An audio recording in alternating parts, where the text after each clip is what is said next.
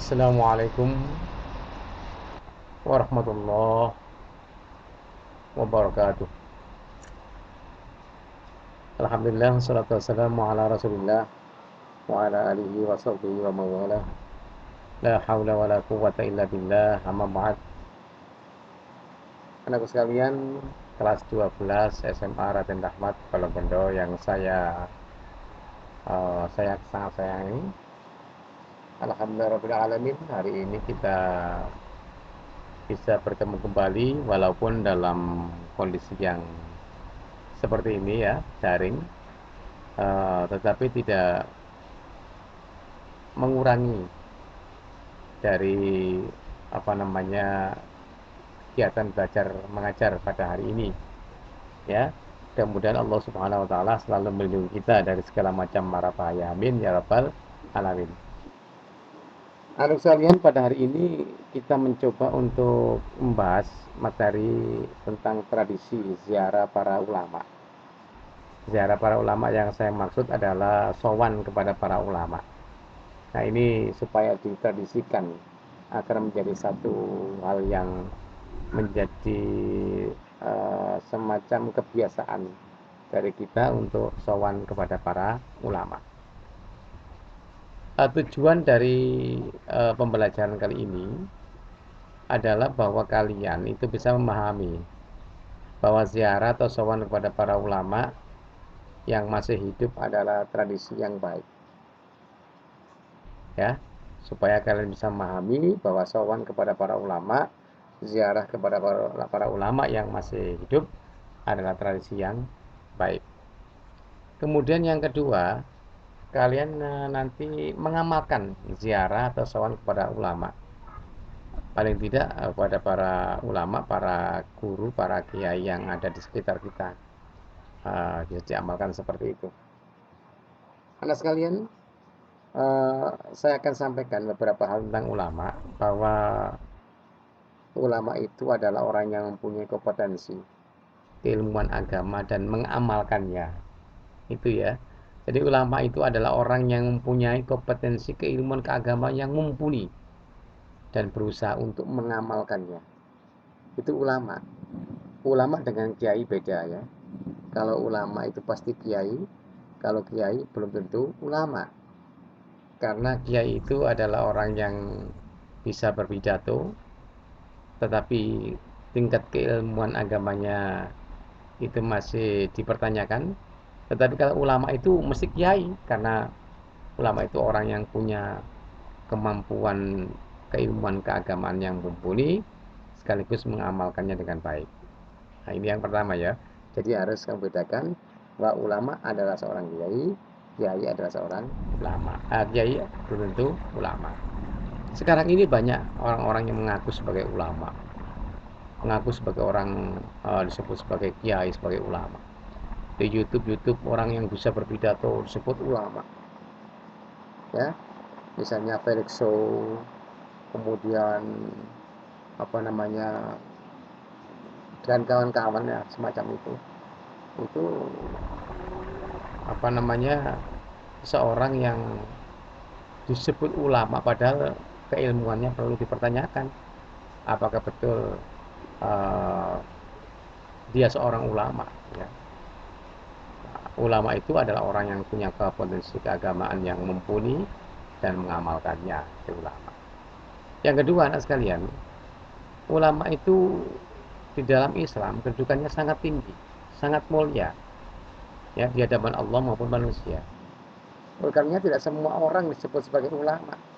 Sekarang ini mudah sekali orang disebut ulama.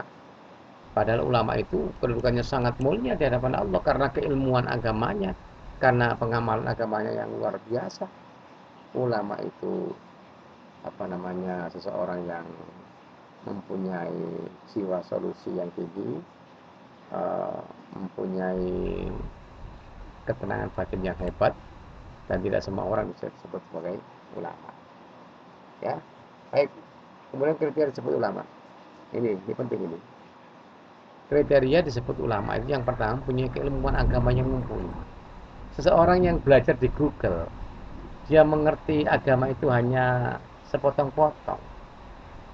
tidak bisa disebut sebagai ulama. Ulama itu mengerti ilmu agama yang bagus, mempunyai ilmu alat seperti apa namanya, ilmu tentang nahwu, soroh, balaghah, ma'ani, ilmu namanya ilmu hadis, ilmu Al-Quran, ilmu tafsir, ilmu tentang nasikh mansukh, menguasai apa namanya bahasa Arab, macam-macam, ya, mempunyai keilmuan agama yang mumpuni. Kalau seorang itu hanya belajar di Google, terkenal di Google, itu bukan ulama itu.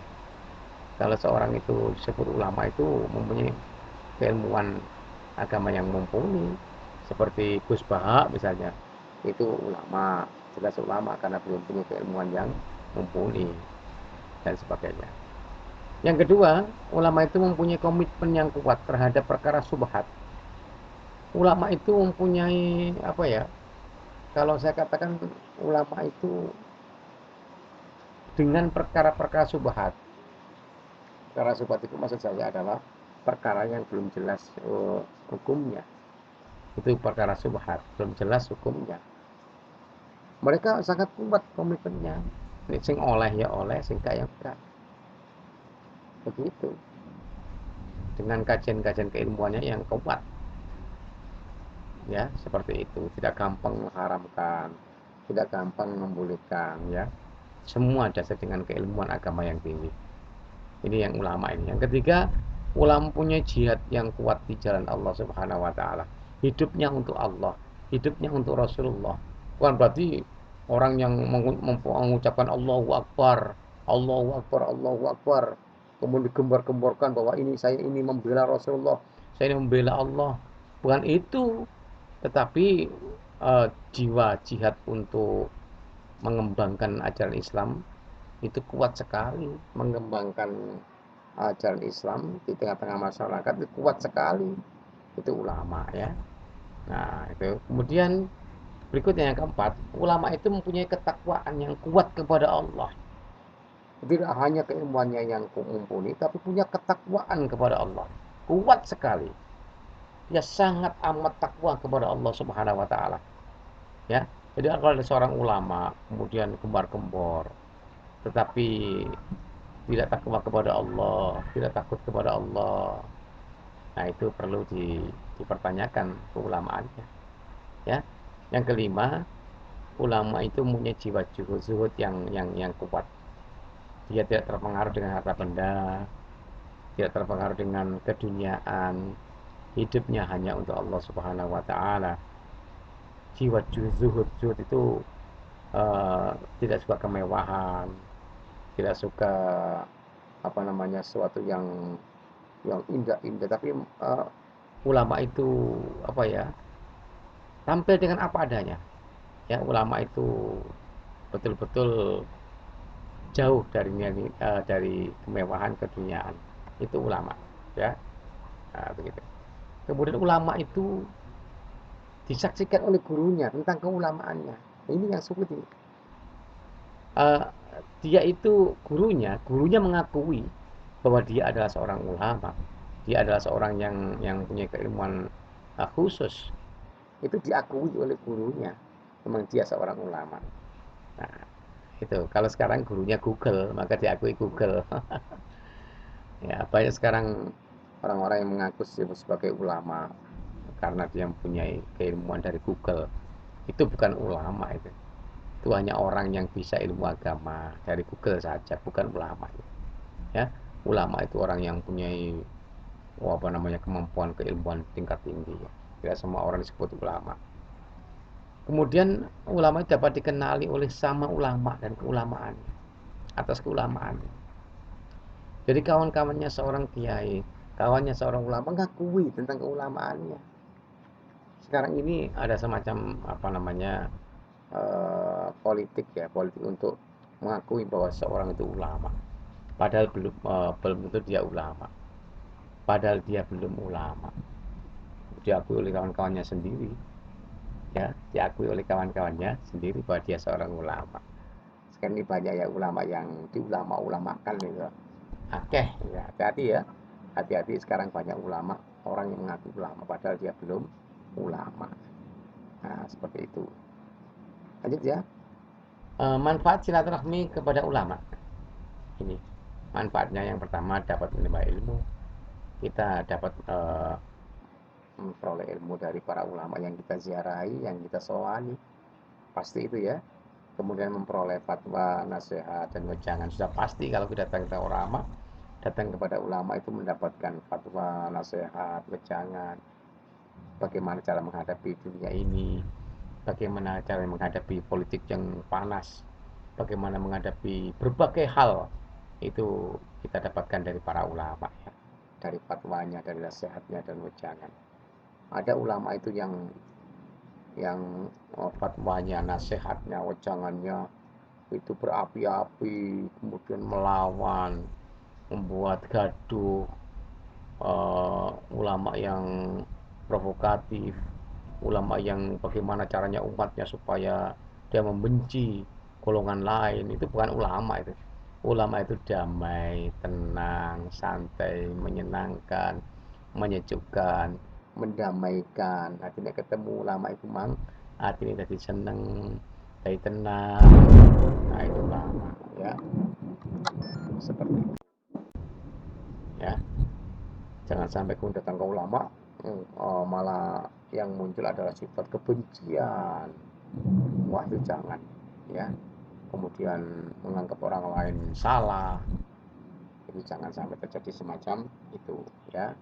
Itu bukan ulama ya. Kemudian yang ketiga, menatap wajah ulama itu mendapatkan barokah. Seperti itu. Jadi seneng delok wajahe para ulama. Iku padha karo sedekah jaran siji. Lho ngoten iki. Padha karo sedekah jaran siji. Seneng ndelok wajahe para ulama, para kiai iku padha karo sedekah jaran siji. Sama dengan sedekah kuda satu.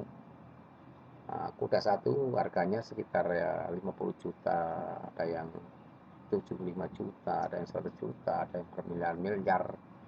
Itu senang menatap wajah ulama, itu sedekah. Itu barokah. Ya, sering kali melihat wajah para ulama, menatap wajah beliau-beliau itu. Nah, kita siapa yang mengenal barokah dari Allah Subhanahu wa Ta'ala. Ya, kemudian yang keempat, memohon bantuan doa kepada para ulama. Kita ini dapat bantuan doa dari para ulama yang kita ziarahi, yang kita sawani. Doanya masih bagus-bagus, mudah-mudahan hidup kita ini manfaat ini waktunya wal akhirah. Doanya bagus-bagus, bukan doa untuk merobohkan negara ini, bukan doa untuk supaya orang lain hancur, doa untuk supaya pemimpin-pemimpin ini hancur. Itu bukan bukan ulama itu. Kalau ada ulama mendoakan pemimpin hancur, kemudian negara hancur, nah itu bukan ulama itu. Ulama selalu mendoakan supaya negara ini, pemimpin ini diberi Allah umur panjang, kesehatan untuk memimpin negara ini supaya menjadi negara yang batatun thayyibatun warabun ghafur. Nah, yang terakhir kita dapat mencium tangan para ulama. Dulu ketika Rasulullah SAW masih hidup, itu ketika beliau datang ke sebuah tempat, itu Rasul selalu dicium tangannya, ya, dicium tangannya, dicium kakinya. Tapi untuk mencium kaki tidak ya, tidak dianjurkan karena mencium kaki itu sama halnya dengan mencium tangan. Jadi mencium tangan para ulama cukup sudah, nggak perlu kakinya. Cukup mencium tangan para ulama sama dengan mencium kaki. Ya, kita dapat mencium tangan para ulama, dan itu barokah sekali. Ya, nah, demikian ya. Saya minta kepada kalian untuk bisa membedakan antara ulama yang betul dan ulama yang tidak betul. Karena sekarang ini banyak ulama yang provokatif, ulama yang bagaimana caranya membenci negara ini, membenci pemimpin negeri ini. Itu bukan ulama ya. Ya ulama selalu mendoakan yang baik-baik. Ya, saya kira demikian. Nah sekalian, yang dapat saya sampaikan, tolong tulislah ya 10 ulama beserta asal daerah di Kabupaten Sidoarjo. Di Kabupaten Sidoarjo aja, nggak usah perlu ke mana-mana.